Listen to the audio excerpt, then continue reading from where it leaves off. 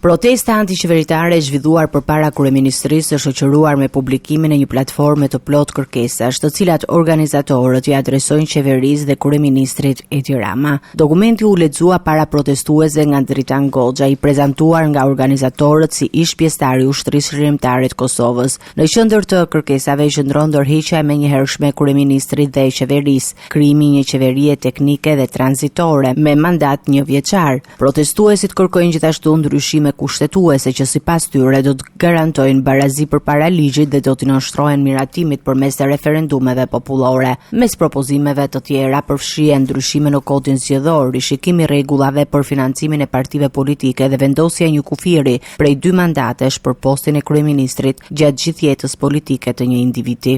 Organizatorët ritheksojnë gjithashtu kërkesat e mëparshme për shfuqizimin e ndryshimeve ligjore që lidhen me zonat e mbrojtura, trashëgiminë kulturore, paketën e njohur si paketa e maleve dhe statusin e investimeve strategjike. Pak pas publikimit të këtyre kërkesave, kryeministri Rama reagoi përmes rrjeteve sociale. Ai publikoi një dokument të datës 21 prill 1999, për të cilën pretendoi se dëshmon se Dritan Goxha nuk ka qenë pjesë e ushtrisë shërimtare të Kosovës dhe as vullnetar në rrallët e saj. Në reagimin e tij, Rama deklaroi se nuk do të lejonte sipas tij përdorimin e emrit dhe simbolikës së UÇK-s për qëllime manipulimi politik. Kreu i qeverisë shoqëroi publikimin e dokumentit me akuza të drejtpërdrejta ndaj Goxhait, duke e cilësuar atë si person që nuk përfaqëson historinë e luftës së Kosovës.